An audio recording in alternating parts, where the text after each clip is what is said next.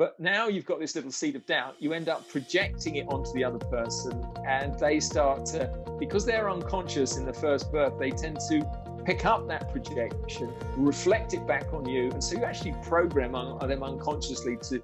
Hey everyone, welcome back to the You versus You podcast, where I talk with members of the Council for Human Development about how we can expand our minds and recode reality.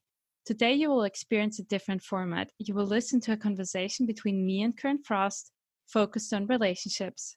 We'll touch upon topics like differences in thinking between men and women, how to complete yourself before entering a relationship, how to overcome the patterns from your past and establish trust, and finally, how to overcome the fear of rejection. So please enjoy.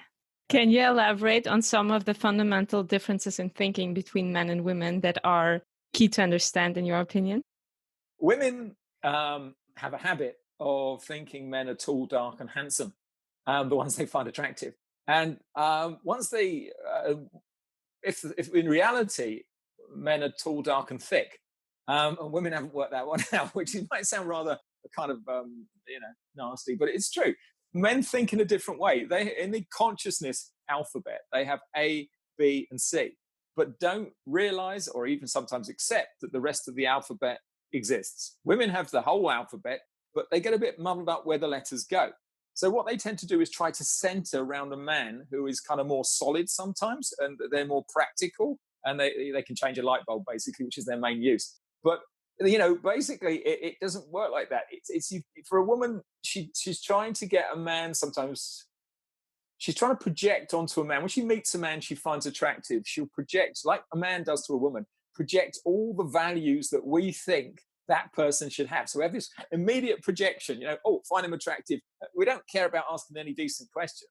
And a lot of women and men, after 10 years, don't have any basic understanding of the partner that they've been with. There used to be a series back in the 70s called Mr. and Mrs., where two people went on there, and the husband was asked in private what the woman thought, his wife of many years, and then they would reverse it around to see whether the questions were right. Simple questions like, what color does she like? Where's her favorite place? Simple things like that. And not only that, and the amazing level of actual understanding was revealing in the fact it was virtually nothing.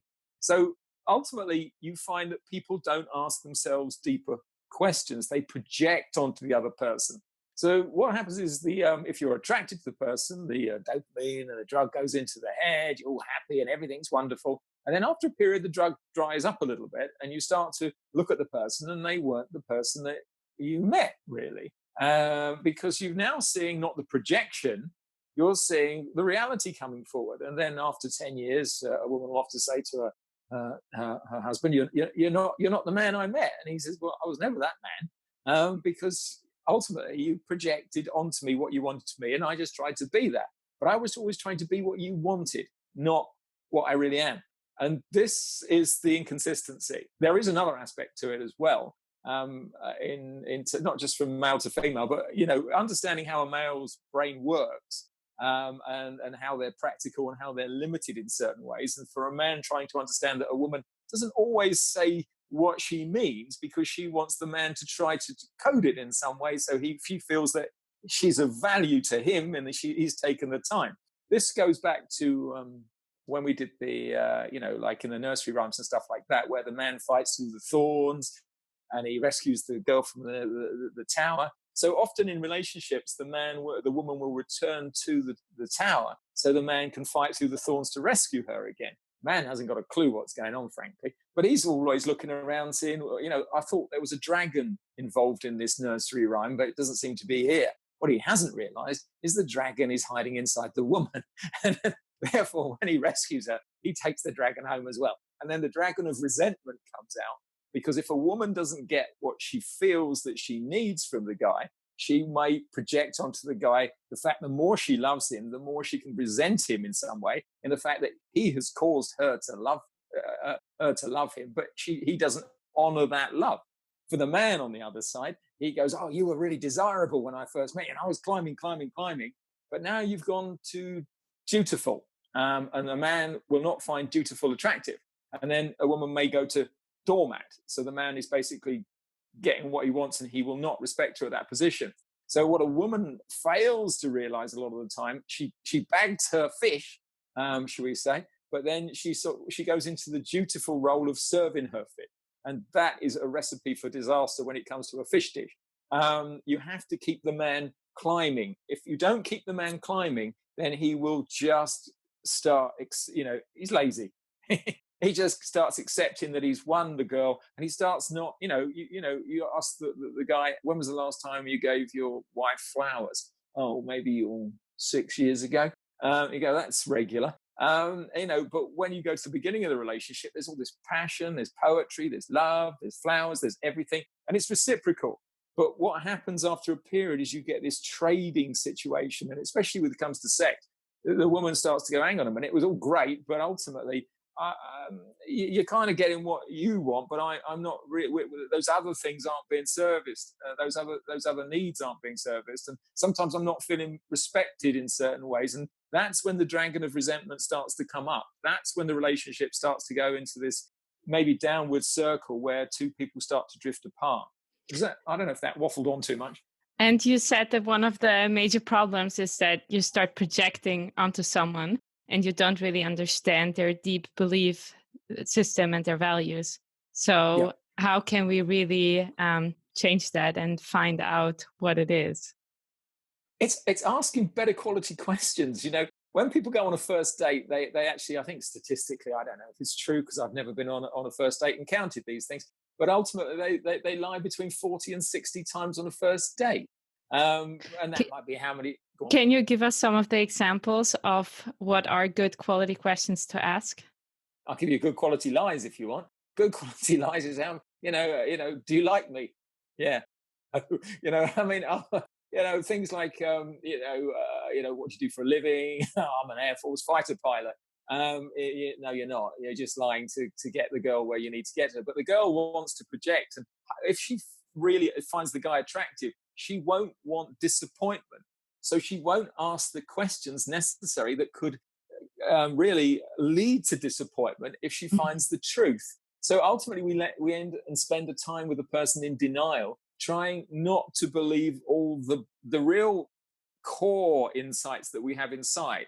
What I mean by that is we've got these little intuitions coming up saying, well, no, this isn't right, and this isn't right. We go, oh, no, that story, it doesn't matter. I love him. I love him. I love him. And then the little things keep floating up. You go, no, I don't. And these are the problems. People don't ask the questions. They don't want to know the answers. Women are not just women, but it's also men. We can't really say just women because men have a female and male polarity. Women have a female and male polarity. So we're talking very generally here. So we can't, because a lot of people listening will go, well, that's not me. I'm not this. But then again, having said that, you're in the first birth and you don't actually know what you are. You just think you know what you are and you haven't worked out who you really are. So that's the real problem. There was one other thing that's very important to be aware of, is people often go, oh, I want, it's a bit like the old film, I don't know if you know it, with Tom Cruise and Jerry Maguire and Rennie Schellsberger. He says, you complete me. And, a lot of people go into a relationship with going, I want someone to complete me. They got a kind of big hole in them. And they go, I need this person to, you fill that hole. It's a bit like selling a car and going to someone and saying, look, I've got a 3-wheel car here. Don't worry that one wheel's missing. It's perfectly okay. Now, the buyer's going to go, no, I want 4 wheels on the car, mate.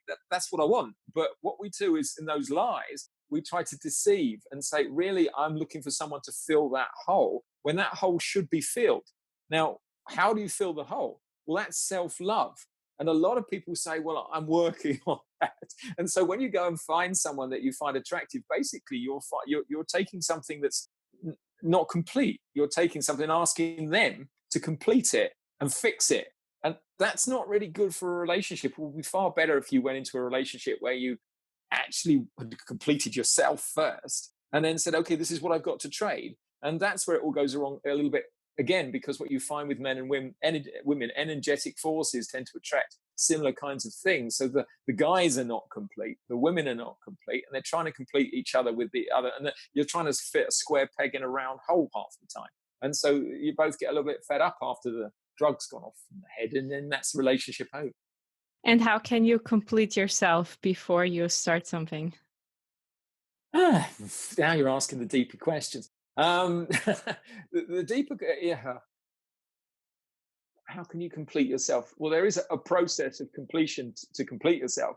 And if any of you are familiar with the work of a guy called Abraham Maslow, you'll be aware that there's a ladder of needs, which are 4 deficit, and then 4 aspirational, and these lead up to level 8. So, this is something called self-actualization. And it's really, a lot of people will say, oh, I am self-actualized. And you go, well, yeah, you're in the first birth, so you won't know what it is. You do not know what you do not know. And this is a natural growth thing for human beings. We grow up as a child, we turn into an adult, but that is the mind and the body, and we get a job and we think that we've grown up, no more school, nothing like that. But then life turns out to be a learning lesson. And really, it's the frame of mind that you're in. If you're in the first birth, then it's going to be a painful learning lesson until such time as you accept that you've got to grow more. Then you've got to go back to scratch and say, okay, who am I? What am I? What do I believe? What do I think? And then you ask yourself the question, why do I believe this? Why do I think it? Who does it serve? Is it positive? Is it progressive? You've really got to go back to the core of you and not keep laying on ideas on what we call a shell identity. So if you've got the core identity, which is your true limitless nature, where you self-love without question, you know everything about everything, and you're just happy every day. Okay, that's core. All right.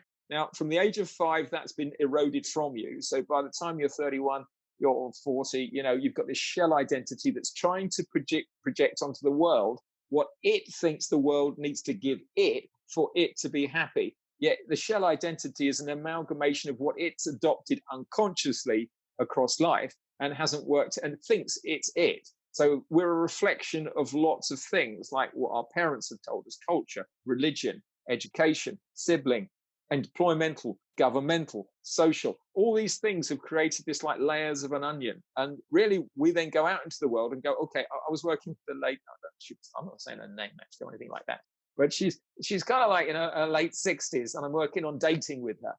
Okay, and she's going, I think for women in their 60s, you'd think they'd know a bit about dating. And she certainly has been through a few relationships, and nothing wrong with that. But ultimately, they've not worked out. But she has a shopping list of what she wants a man to be before she feels she wants to enter into a relationship. Now, I love the word relationship because it sounds like there's the two of you getting on a boat together, a ship, and going to sail together. And if you don't agree on that ship, then you basically bail. And that's really, there's like 3 in the relationship. There's you, the other party, and there's the relationship. It's not a really nice way of putting it, because really, if you want soul love, which is what most women and actually men are looking for, they're looking for someone that they can really trust and really value, and they really can be passionate with those people and fall in a very deep sensual love. And that is on an energetic field. And if you asked a guy about what's an energetic field, he'd probably say that's a Duracell battery. He's not going to know what you mean. And really, a lot of women don't know what the energetic field is. But some people call it chemistry. But when it's not just the chemistry. It's like an electromagnetic field that we as human beings give off. And with some people, it's got this deep resonance. It's just amazing. And some people have written about it in the past. It's about looking into the eyes of eternity when you look into this person's eyes.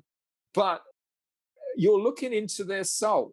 You're not looking into the identity that is the shell identity that is now projecting onto the world what it needs. You're actually catching a glimpse of the core.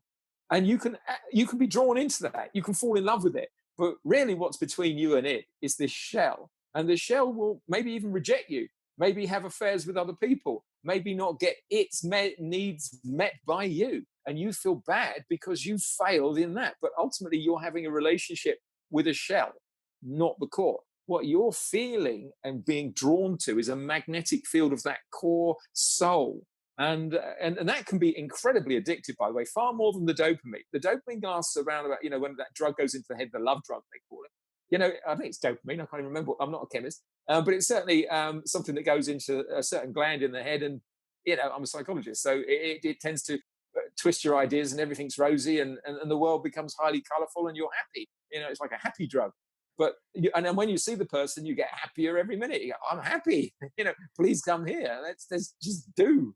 And every minute, everything else is irrelevant. Work goes out the window. Business goes out the window. It's just, I'm happy. And then but everything has a beginning, a middle, and an end. So that drug can only be there for a period. That's not soul love. Soul love, that's heavy. That's where it can last years. You become complete, because you've looked into the core, you've now took a glimpse of what really both you and the other person originated in on an unconscious level. You can't work, it's not conscious. You can't go, oh, there's the universe in there. You just feel it, and it affects you, and it affects every cell in your body. So you become completely subservient to this in a way. It just takes over.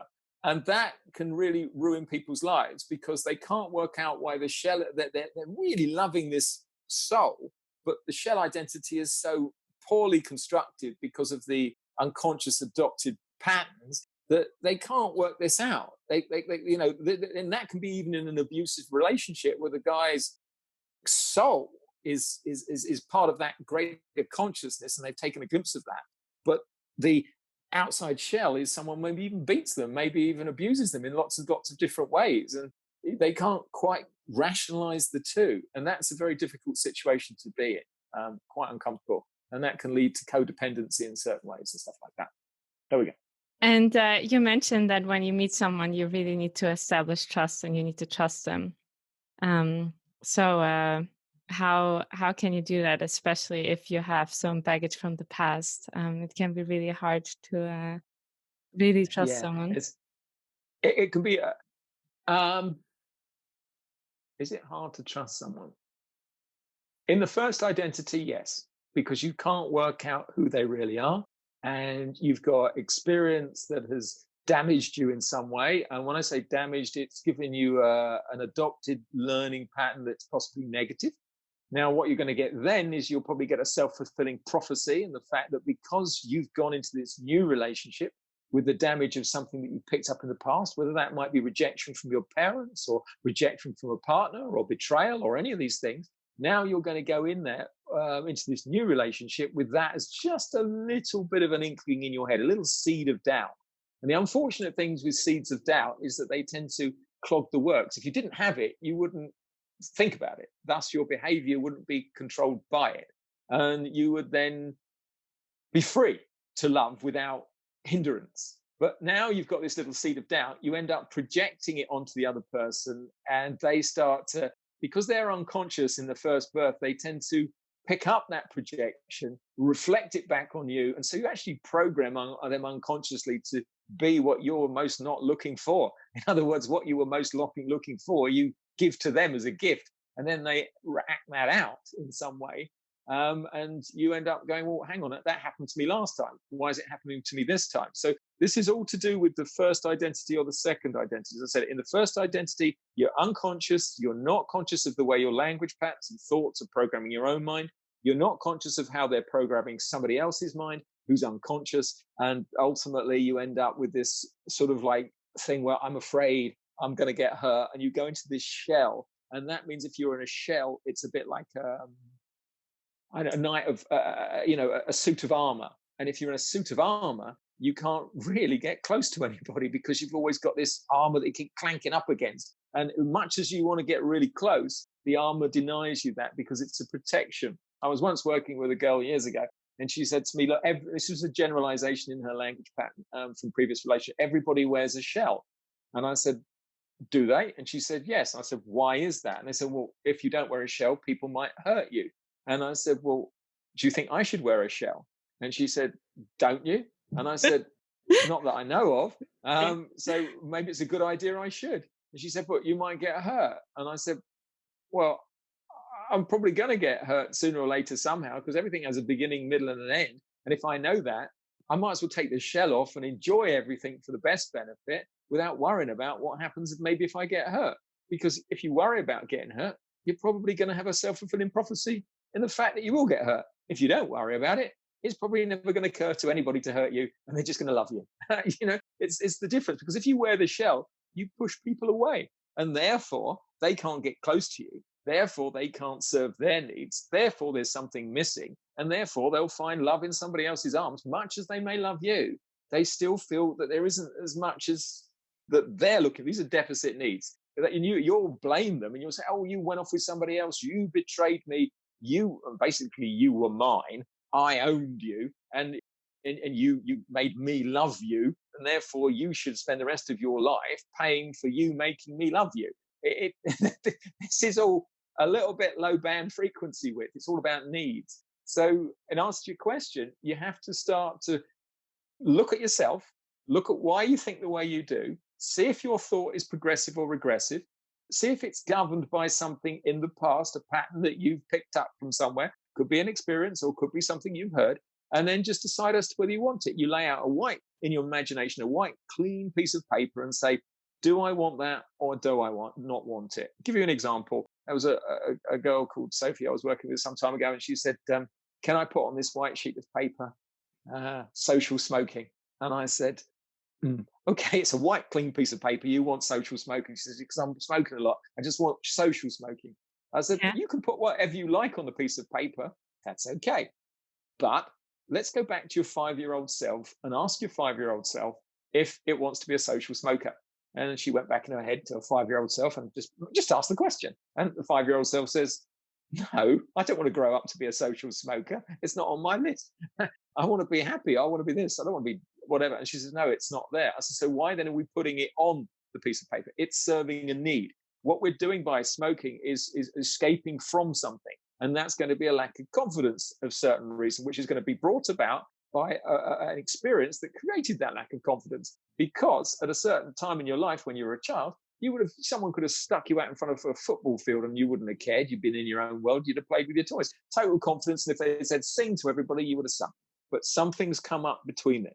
So that's what we have to wind you back to so you can find perfect love. Your 5-year-old self, and then you can start going, okay, I want another 5-year-old self to fall in love with. And that sounds like a perfect match to me. And what if you have some kind of pattern from the past that is holding you back and it's hard to get over that? Okay, there was a bit of a language pattern going there. It's hard to get over that. We have these things because we've kind of been programmed by the personal development world to say, I've got these patterns and they keep holding me back. We've got a supercomputer in the back here who's got 40 million bits of data per second and a brain that's working at 40 bits of data per second. So every time we say something or think something, that acts upon it. So if you say, I've got these patterns, the supercomputer goes, we've got some patterns. Are they holding you back? Yes. Supercomputer, we better hold you back then.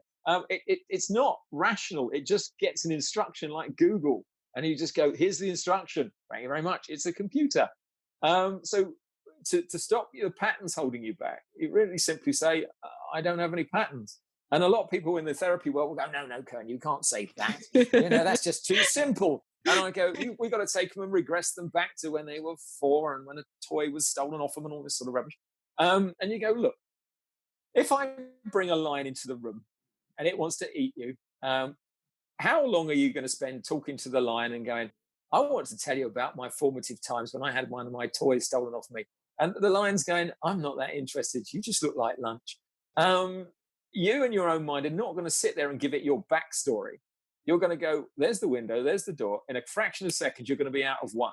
So your thinking is choice, your choice. All you have to do is start asking yourself better quality questions and then determining as to whether that question gives you the answer that you want.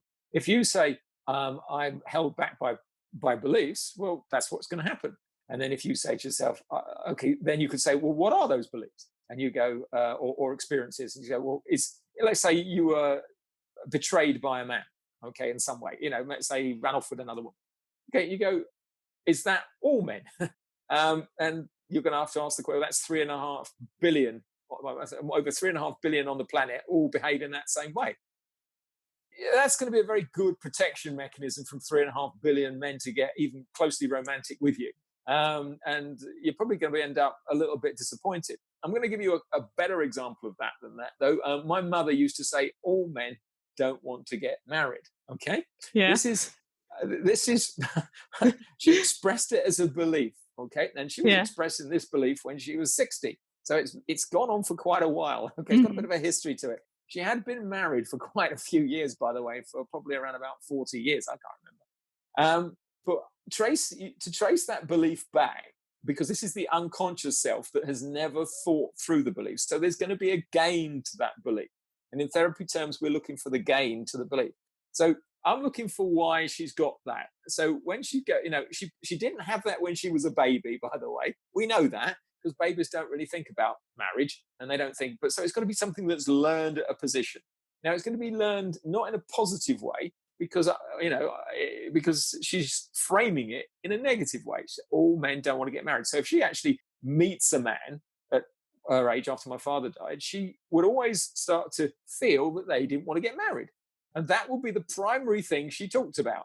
And the men would go, all you ever talk about is the fact that I don't want to get married. Could you please give me a chance to actually decide that for myself before you decide it for me? All right, because she's got a pattern and it's coming out in her language because her main fear is exposing herself to a man in an emotional way. But that means that she might suffer a rejection in the fact that if she would be in her programming, she's expecting marriage, which is a confirmation that someone cares about her, wants to give her security, love, all these sorts of things. This is a program, by the way, the actual marriage one, but we'll come back to that on another day. And then, so she's running that program and it's not being fulfilled. And if it's not being fulfilled, then she's getting a painful feeling. She's feeling that the guy he's mucking her about. He's not honest, or he doesn't really love her because he's not supplying that need. The man, on the other hand, is going, as I said, give us a chance, girl. I've just sort of met you and you're now talking about marriage. It's a bit bloody quick. And she said, well, I want to know that you were not mucking me about at the beginning. Otherwise, I'm not going to invest my time. And he's going, well, don't invest your time then, because I need to find out whether you're the right person for me as much as you want to find out that I'm the right person for you. And at the moment, I'm not talking about marriage. I'm just talking about us having a good time and getting on. And marriage is an evolution of that in a romantic sense, not a security sense. So it's the definition of what marriage is, So if the woman's going, you don't want to marry me, that's another program to the unconscious. No, I don't. You just told me I didn't. My supercomputer has just been programmed by you. If the more times a woman brings it up, the more times the man goes, remember the man is only ABC, by the way, so he's not that bright. So he's going, it's going in the unconscious, not the thinking brain. He doesn't understand what a woman wants or what she doesn't want. He just goes, I'm here. That's it. There isn't a huge amount else. There is more intelligence to a man, and there are more layers. I don't want to do them down too much, but we'll keep it on a very thin bandwidth. So with my mother, for example, where did that thought come from? Well, the day before she was to get married to my father, and he was a little reluctant about getting married. His freedom, all that sort of stuff back then. We're talking about quite a few years ago. Yeah. And my mum was quite demanding and annoying. I love her to bits, but the day she was rather difficult and a handful for him for most of his life. I think he spent most of the time under the car in the garage trying to fix the car rather than fix his relationship with her. He never wanted a divorce, but it might as well have been. So basically, on the night before they got married, my father was obviously expressing some doubt. He was shit scared, in other words. Yeah. But he was, and guys, fun enough, get nervous. And when we get nervous, we say things that we possibly don't mean because we're nervous. And who are we going to say those things that we don't mean to? The person we value the most, because we want them to reassure us that we're doing the right thing. But, for my mum, she took a game in her own head and said, well, look, if you don't want to get married, that's okay. It's not a problem. We don't have to. I think previous to that, she'd taken off her engagement ring and thrown it at him. But that was on another occasion. But so she noticed there was a reluctance in my father, which he did get married to her. But that constant reluctance set up a pattern, which she felt that my father didn't want to get married to him. So rather than see it as, or think it through, or because there was the pain she didn't want to face, she just created a pattern in herself that all men don't want to get married, which allowed my father to have that particular reluctance. And what is the pain that she didn't want to face, in your opinion, then? Always the pain we all don't want to face, which is rejection. And rejection really comes back from our formative understanding. And for a lot of women, it's rejection by the father. If a woman goes through, there's the real crosses between the son to the mother and the daughter to the father. If the father isn't giving her attention in the way necessary, when that mind is forming, then that can form a pattern that isn't super cool. If the father leaves the home, in other words, runs off with somebody else, or then that can lead to a number of different issues about men, and about how that they might be left at some point and rejected. And the more a woman loves that man, the more threat to pain there might be. And thus she might build a bigger wall that ultimately ends up with the pain created in itself, because the guy can't fulfill his needs by being close to the woman. Not all men, when I say his needs, I'm not talking about sex. I'm talking about men are very much, they're energetic forms. They want to feel loved. They want to feel that they're close. They want to feel not beaten up and suppressed all the time and stuff like that. There's a lot of that. And if someone has that fear of rejection, what's the best way to deal with it and to overcome it as well? Yeah, I had this one. And I had a fear of rejection, and it was very much any form of rejection, not just from women. So I decided in my 20s to go to every audition possible. I wasn't an actor, by the way, or a singer or a dancer. So I went to every audition possible in the West End to become an actor, singer, or a dancer, and got rejected by so many people. It's unreal. All I can tell you is it doesn't work. It just gets more painful. You just get more rejection because you're trying to solve a problem going about it the wrong way. You to avoid rejection, you know, you have to start working with yourself. As I said, you have to wind yourself back. You have to do something called introspection. Best if you work in guidance on editing your thought and language patterns. This means that you start to reset the computer of your mind, go back to the 5-year-old self on a very holistic way.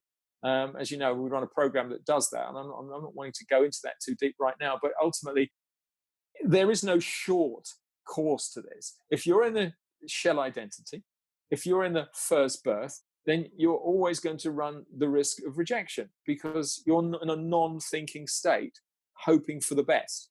If you go into the second birth, then you certainly start to become much, much more aware of self and others. So therefore, rejection actually doesn't matter anymore. It doesn't matter if the person you're with actually runs off with somebody else. It's irrelevant. Because that might sound odd to a lot of people, but if you really truly love someone and they're not getting what they want in life, then surely your love should require you to give them the latitude to find the happiness that they truly want. If you're not capable of giving it, it's that's what that is. That's when you don't mind rejection anymore, because sometimes people are growing at different paces, and what we try to do is create these islands of certainty in the sea of eternity. In other words, we don't want to think about the bigger picture. We just want someone to get on our island with us, agree with us, like minds, and we can spend the rest of our life scratching each other's backs. But what happens when the other person grows a little bit and says, this island isn't cool for me anymore? And the other person says, well, why isn't it? It was okay a few months ago or years ago. And the other person goes, well, I can't tell you why. I just feel like it's, do you want to grow a bit with me? And the other person goes, no, I don't understand why I should. Because one person is in the shell identity and the other one's core is starting to come to the surface. This is why relationships tend to go astray across the years, is because the core is trying to get out. It's the second birth. And the shell is trying to suppress it. And this affects the relationship. So if one is firmly in shell and the other one's core is calling to them, then they're going, I want to get further. And this one's going, well, I don't understand. You're different. Why do we want any more? We've already had it. We've been happy together. And the other one's going, well, I can't tell you why. I just need to have more answers. But this is the growth of the human identity. It's natural. But in our society, we're a bit pinned because we meet someone at 21, 22, 25. We fall in love. We get married. We have kids. And that's it until we die. That's the theory, because we've got a contract that we've got to honor. And this isn't super cool when it comes to growth as a human being. What we say is that we're going to give up our own personal growth as a human being to supply, to be a valued member of society, an honorable husband or wife, even though it's causing us problems. And then you get the thing is, well, yes, relationships, they're always hard. You've got to go through the good times and the bad. And this is incredibly true. But you've got to take it into context. that it's you, it's your life. You're meant to be here to grow for a reason. There is a meaning, purpose, and destiny to your life. And sometimes it's trying to balance that and say, okay, I'm in a position that has taken me so far, and now I need to come out of that, rather than keep beating yourself up that you're just not doing the right thing. You're not conforming as society wishes. You're not honoring the love words that you said some years ago. And you're trying to hide from the very fact that you've just fallen out of love. And that can be a very difficult situation. Probably the worst kind of relationship is the one where you're lonely in it. I agree. That is something that is a killer. Please let us know in the comments below what questions you would want us to answer in the future. And if you want to find out more, make sure to check out councilforhumandevelopment.org. And please share the podcast with your friends on Facebook, Instagram, LinkedIn, Twitter with the hashtag Council for Human Development.